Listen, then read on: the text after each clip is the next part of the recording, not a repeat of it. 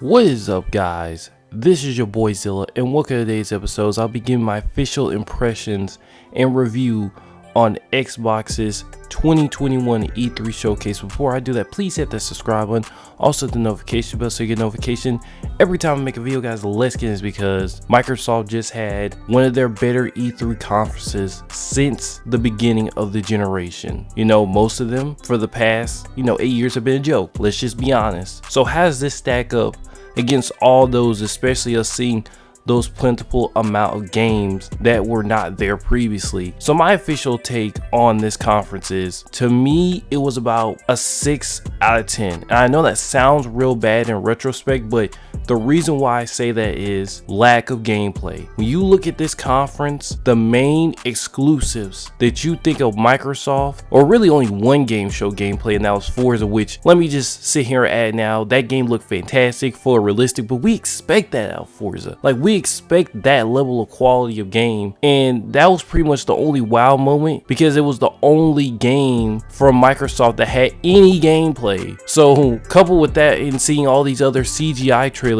there was none of that wow factor, even with Halo, which just looks better than what it was. But that first initial experience has been ruined just because of that Craig Infinite thing last year.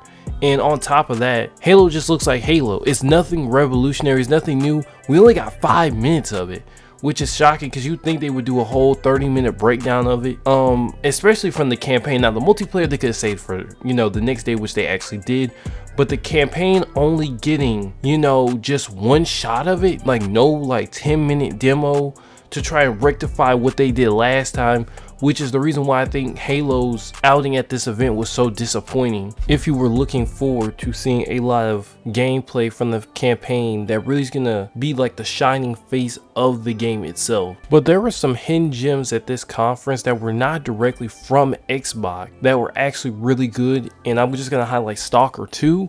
That game looked better than almost every Xbox game that was there. Like, it literally blew me away. The game just looks fantastic. The whole lore looks fantastic.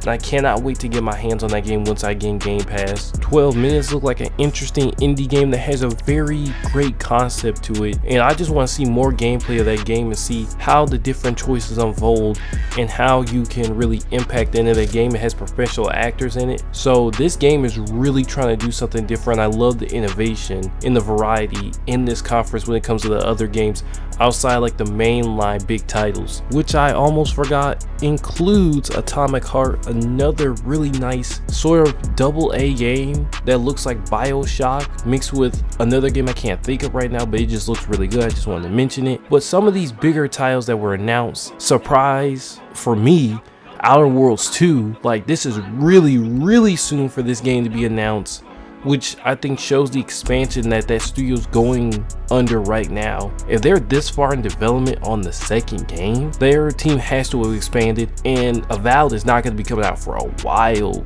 if they're going to try to get this game out in the next 2 years to try to ward off that stigma of Microsoft games taking a very long time and keeping people waiting, because the idea would be to show it a year or two out.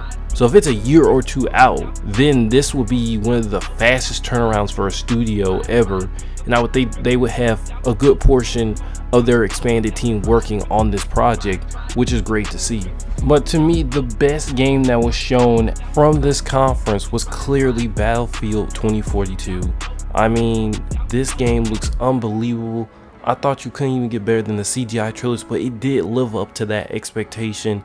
I mean, the weather system, the tornadoes, the new plus system, the attachment systems, this game on every facet level that you could think that you would want as a Battlefield fan in an upgrade for the next gen is here. Like 64 to 128 players, that's a big leap. Dynamic weather systems, that's a big leap in how we're gonna play these games. And AI finally gonna be filling up the servers that cannot get full, which makes play later at night or at inconvenient times when people are not on certain days even better. So this game from top to bottom to me looks like a solid release, and maybe the best release since Battlefield 3. But now let's get to the two main games that really dominate this conference in news and sort of as focus, and that's at the beginning Starfield, which got shown off in a trailer. Finally, we see what Starfield is.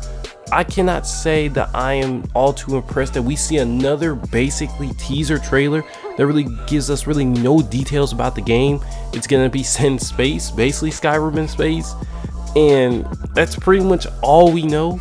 I would have rather them save that and then showed it next year at their next E3 conference, but they're probably gonna do that and show gameplay next time.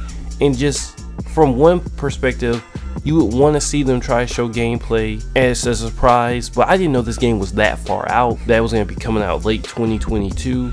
I thought it was going to be early 2022 or maybe even this year.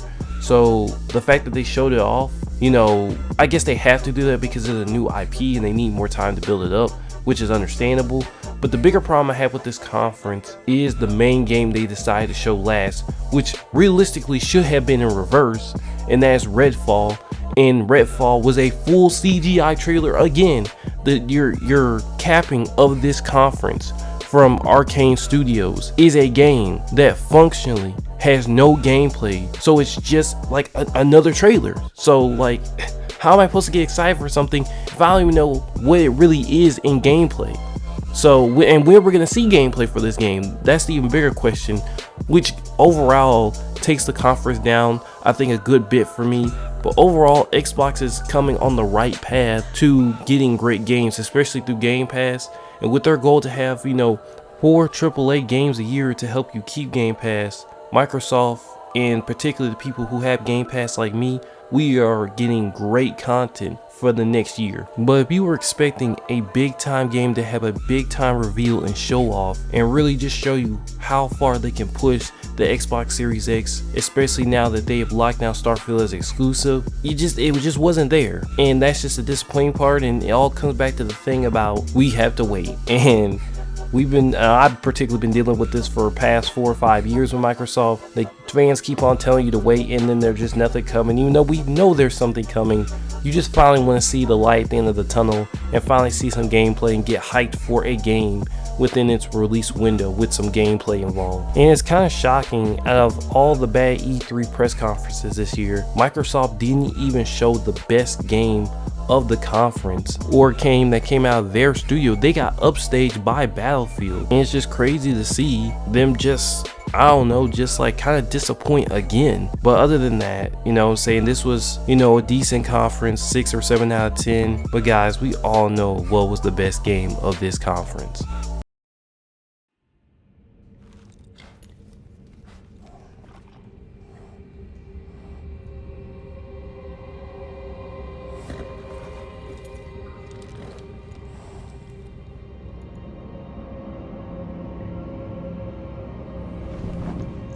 The tarnished will soon return, guided by grace once lost.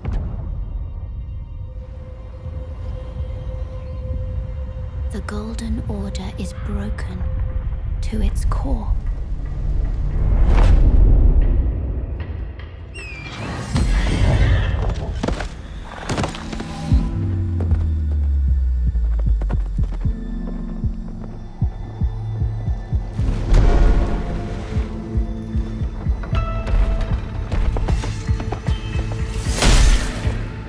Foul tarnished, in search of the Elden Ring, emboldened by the flame of ambition.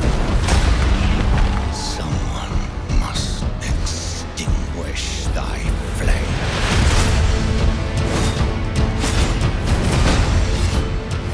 They will fight, and they will die.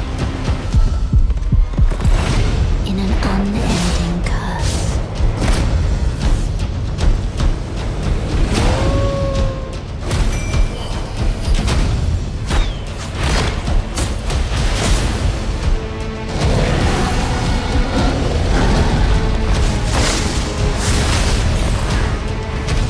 For how else is a champion or a lord to be born?